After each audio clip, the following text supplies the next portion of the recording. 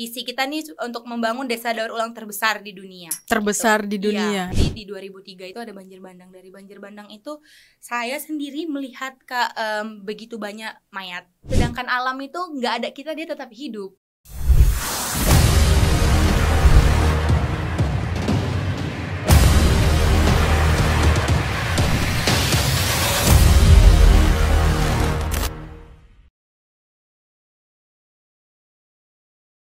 Halo viewers, balik lagi bareng aku Asti Febriana. Nah, kali ini aku udah ditemenin bareng cewek kece yang udah ada di samping aku, Namira Purba. Halo Namira, apa kabar? Halo. Manggilnya baik. apa nih? Namira, Mira, Purba? Biasa Namira. dipanggil Mira. Biasa dipanggil Mira. Mira, Yaudah, kali ini aku manggilnya Namira. Boleh. Jadi viewers, Namira ini merupakan salah satu founder ya, salah satu founder dari Yayasan Sayap Indonesia. Ya, Yayasan Sayap Proyek Indonesia. Yayasan Sayap Proyek Indonesia. Oke, boleh jelasin dulu nih, apa itu yayasan apa tuh gitu? Ya, jadi Yayasan Sayap Proyek Indonesia ini memang kita concernnya memang di waste management, Kak. Jadi di waste management ini, tapi di Yayasan Sayap Proyek Indonesia kita divisinya nggak cuma tentang waste management. Oke. Jadi memang kita tuh mensosialisasikan ke masyarakat bagaimana tentang pengelolaan sampah. Tapi dengan kita mensosialisasikan, nggak cuma mensosialisasikan aja, tapi kita menunjukkan ke masyarakat bentuk nyatanya dari waste management itu. Jadi memang saya kan tinggalnya di daerah pariwisata Bukit Lawang, yang kita tahu kunjungannya itu begitu tinggi. Jadi dengan banyaknya kunjungan, sampah-sampah kan juga banyak tuh ya Kak, plastik-plastik. Jadi kita kadang nggak tahu sampah ini mau dikemanain. Kalau cuma tertumpuk jadi landfill kan nggak mungkin kayak gitu. Sementara yang datang ke Bukit Lawang itu bukan turis lokal aja, turis mancanegara. Jadi kan kita inisiatif tuh saat itu, kita ngelakuin clean up, bersih-bersih desa di 2019. Setelah kita ngelakuin clean up, kita juga berpikir mau diapain nih sampah-sampahnya. Jadi kita juga mensosialisasikan masyarakat, karena masyarakat masih ditemuin tuh suka buang sampah ke sungai, bakar sampah. Jadi dengan kita mensosialisasikan, kita juga membangun nih Kak desa daur ulang yang memang visi kita nih untuk membangun desa daur ulang terbesar di dunia. Terbesar di dunia. Dan itu sudah berapa lama? Kita udah start dari 2020. Oke. Kenapa tercetus ingin membuat desa daur ulang terbesar di dunia gitu? Sebenarnya untuk membuat desa daur ulang terbesar di dunia ini kita harapkan dengan dibangunnya recycling village ini Kak jadi role model lah mengenai persampahan di Indonesia, karena kita melihat value dari sampah. Jadi kayak waste is not waste until you waste it. Jadi dari sampah yang memang dilihat orang tuh nggak bernilai, memang dibuang sembarangan, kita nunjukin kepada dunia, nih sampah kita bangun jadi sesuatu yang memang bermanfaat. Bisa jadi kelas buat anak-anak belajar, bisa jadi tempat perkumpulan NGO jika mereka ada komunitas kreatif. Jadi bisa sampahnya itu berguna gitu, bukan kayak hal-hal yang nggak berharga yang bisa kita temuin di tong sampah gitu. Kenapa dari alasan tahun 2020 itu kenapa? Apa salah satunya faktor dari COVID-19 apa gimana? Nah memang kan kita di 2019 tuh memang udah aktif ya Kak menjalani kegiatan-kegiatan lingkungan. Nah tapi di 2020 tuh mulai ada corona, orang juga udah mulai kehilangan pekerjaan mereka. Kita juga mikirkan, nah dengan adanya kita membuat yayasan ini secara legal untuk melindungi lah program-program kita karena mengikuti aturan hukum. Jadi kita bangunlah yayasan ini. Nah dengan adanya yayasan ini selain untuk menyelamatkan lingkungan, juga banyak warga lokal di wilayah kerja kita itu dipekerjakan, jadi menyelamatkan ekonomi mereka. Dan kita membuat EcoBrick juga menambah income, mensosialisasikan bagaimana menyelamatkan lingkungan. Jadi banyak hal-hal positif lah dengan adanya yayasan ini gitu. Oke, Namira sendiri kan salah satu founder nih. Ada berapa founder sebenarnya? Ada berapa pendiri? Ya kita tuh ada founder sebenarnya 2019 Kak. Kita itu diajak nih dari teman-teman dari Jerman. Jadi dari Jerman. Jadi mereka itu memang aktif nih di kegiatan-kegiatan lingkungan. Orang Jerman kah atau Indonesia yang Jerman? Jerman. Jadi mereka tuh teman-teman dari Jerman tuh aktif melakukan penggalangan dana, melakukan kegiatan sosial. Jadi kita tuh kayak loh, orang dari negara lain aja peduli nih sama desaku. Masa aku nggak bisa melakukan sesuatu untuk desaku, sementara udah banyak hal yang dihidupi dari desa itu, kayak sumber daya alamnya itu sudah begitu banyak bisa menghidupi warga lokal. Jadi dengan membentuk yayasan ini juga sebagai salah satu ucapan terima kasih lah, khususnya dari keluarga aku nih Kak.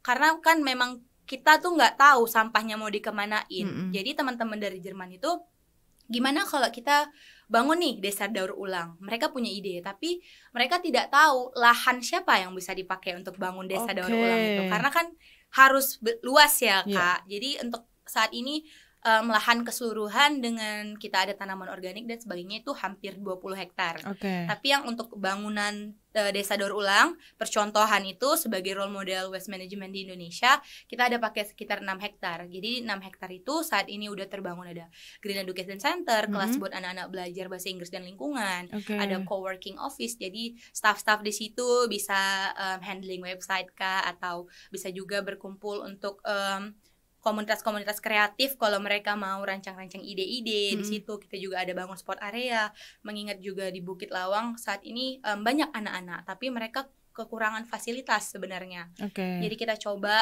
fasilitas apa yang dipengen anak-anak, lapangan basket Kak, jadi kita ada sport area sama auditorium saat ini. Nah teman-teman Jerman tadi kan memilih lahan, bingung memilih lahan siapa gitu. Nah akhirnya memilih lahan siapa nih? Ya, jadi teman-teman Jerman tuh kan bingung nih, nggak tahu lahan siapa. Jadi mereka ketemu dengan keluarga aku.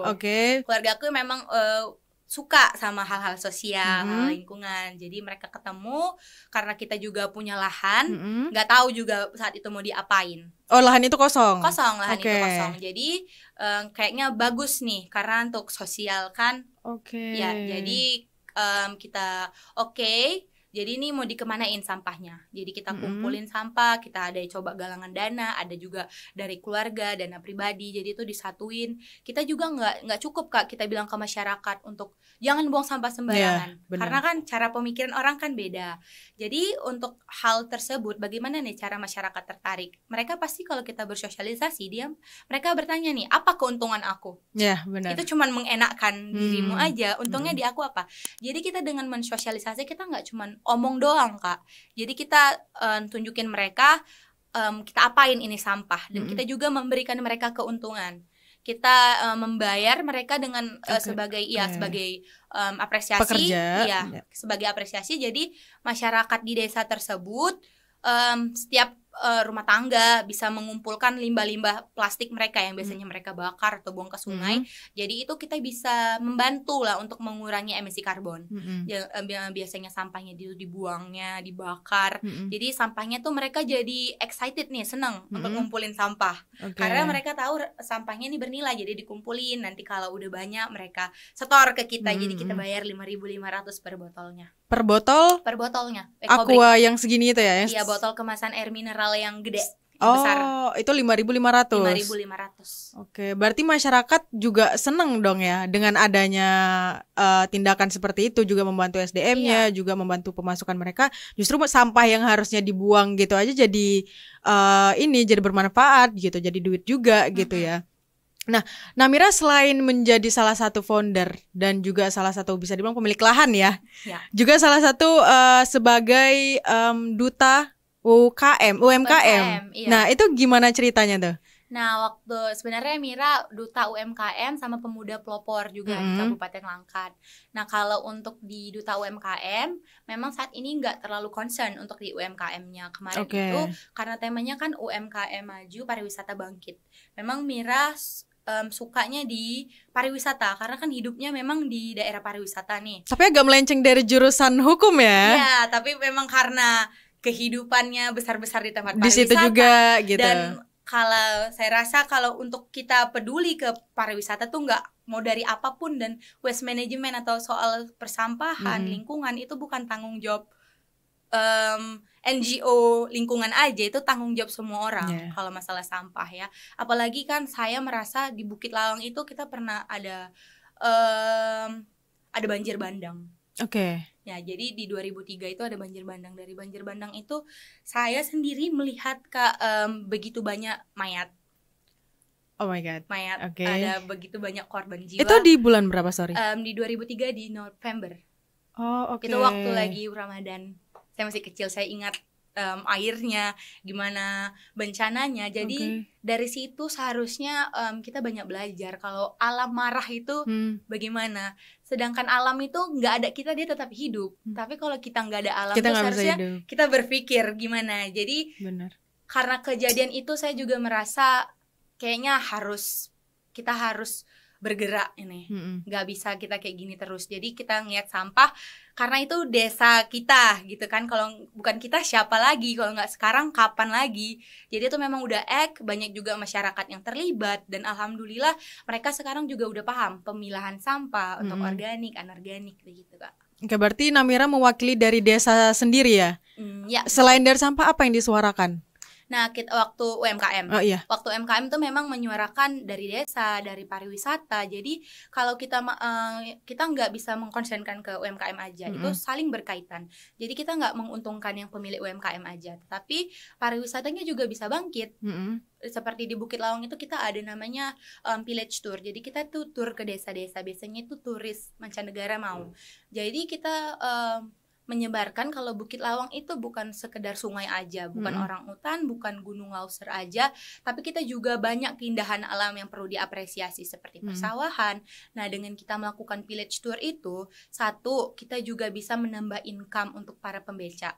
Kita bisa menolong ekonomi mereka dengan kita keliling desa, menunjukkan kepada turis lokal maupun mancanegara tentang apa sih keunikan dari desa ini. Kita muter-muter tuh menggunakan beca. Setelah itu kita juga bisa mengunjungi bisnis rumahan, entah itu pembuatan gula aren atau pembuatan tempe, pembuatan tahu, pembuatan sabun.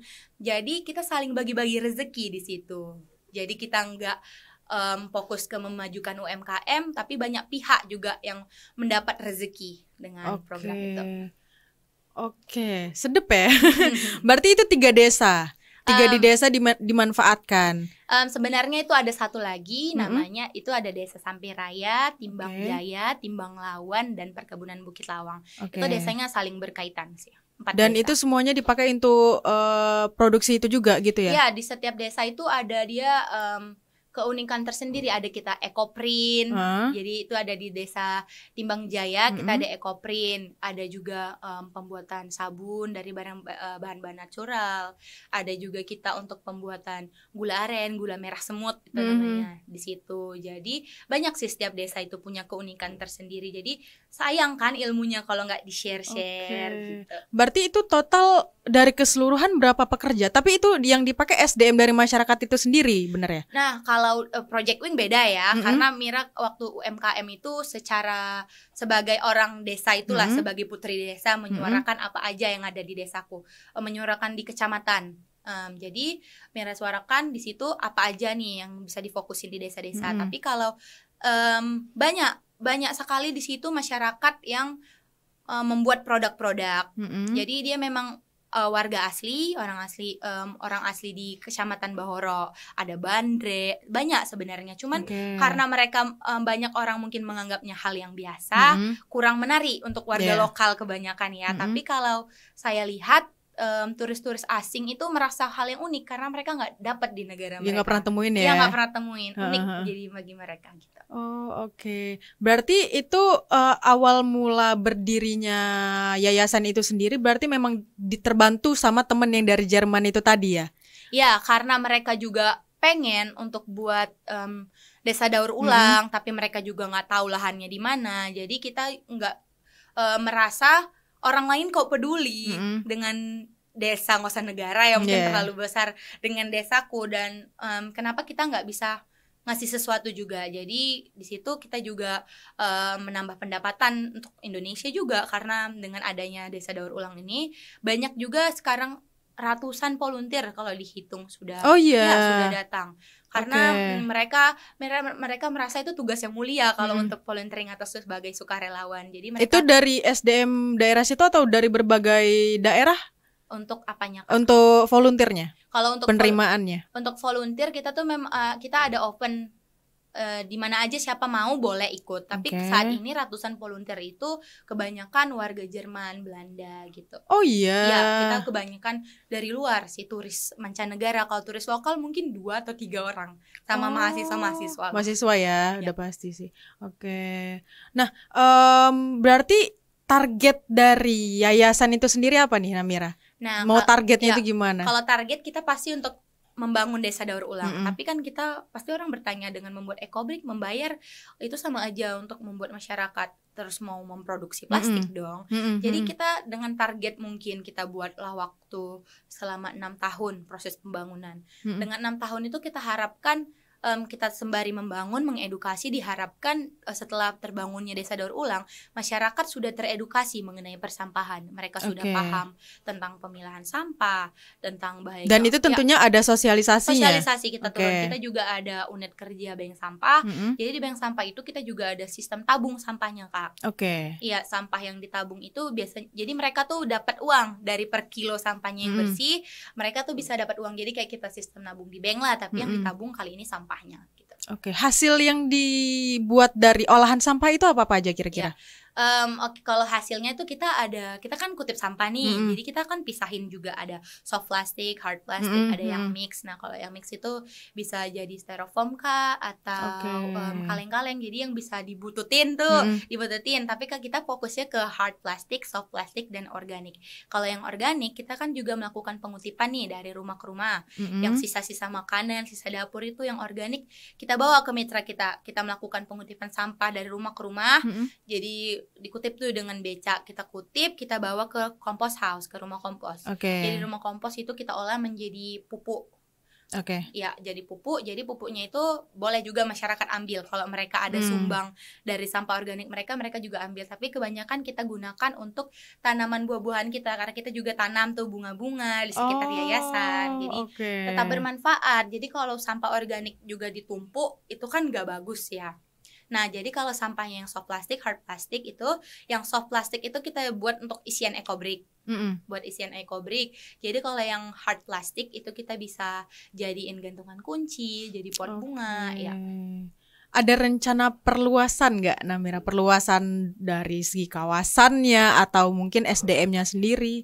Atau mungkin mau di daerah yang sana aku mau lagi nih bangkitin, nggak cuma desaku aja, ada nggak? Ya, kalau harapan besar, harapan kami di proyek Indonesia itu nggak cuman kami aja yang seperti itu. Dengan kami bangun, mungkin diharapkan seluruh desa di Indonesia ini bisa terinspirasi. Dan kami juga bersedia, mungkin jika ada desa-desa yang butuh mentor atau ingin belajar bagaimana cara pembangunan atau tips dan trik dalam berorganisasi atau apa, kita juga terima.